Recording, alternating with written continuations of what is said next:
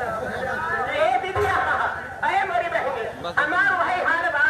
जैसे के फूटल है भैंस बांध गया अचारा पानी कुछ न दच गुड़ाए बेचारी वही हाल हमार बा मोरी बहनी जवन जवन गारी करेजा भर जा छे दीदिया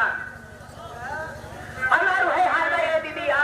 कहाँ जाई राम लइके चुल में जवनिया कहाँ जाई राम ये आई के पप्पू लेंटर वाले कहाँ कतल निंजा हमारे लगे चली यार लेंटर का हम कहो सिरमिट पर वही क्या 21 रुपए का पुरस्कार देते हैं भाई साहब को तहे स्कूल अरे दीदी हाँ तोरे तैया बीड़ी सिगरेट भले पिया दी न तोरे तैया बीड़ी सिगरेट भले पिया दी मगर दिल के नो बहुत ही अच्छा इंसान ए बहनिया बतावा फटार बनकर तो का कैसे बतावा पीछे बीच में तू कम नहीं बात कम नहीं ये बतावा गलाले फसाए है कौन के बता रहे तू ये वाली बात सोच गलत सोच नहीं कैसी बतलात रहो तो और बात बाहर किनारे में साया बेटा बेटिया तो घंटे घरे बैठिया ये वही तो हाल के सोच कर रहा हो न तोरे जीजा के फसाए नाटकाए ने सचकाए मेरी बेटा अरे हमारे कहे का मतलब ये बा कि हमारे घर में पिछोड़ बना 40 के दुकान में भी रोजिया बचा 40 ए दी 40 से गाने का चल तू ओए बहन हमार मन से तू जब टानी के पीले इतना कक्का वो करे आगे कलेक्टर भेल जवान कुछ वही हम करी कि नहीं क्यों ना पूरी इंडिया करे जेब में रहा था टानी के नहीं चलू दिल्ली कौन सुरावत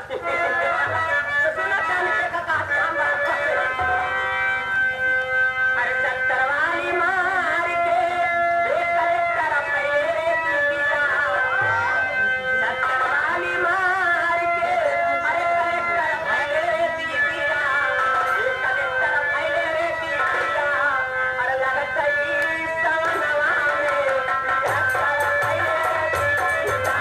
चक्करवाली मार के कलेक्टर पहले की दिया कलेक्टर पहले की दिया लगता ही सवनवा में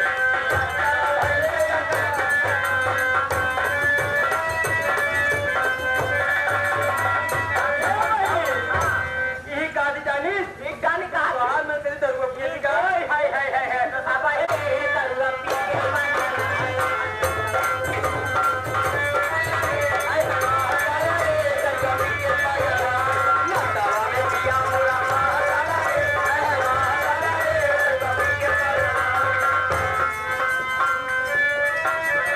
अब समझ गए कितना नशा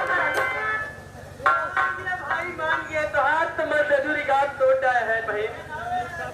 देखा हमारे मन से तो नशा करे पड़े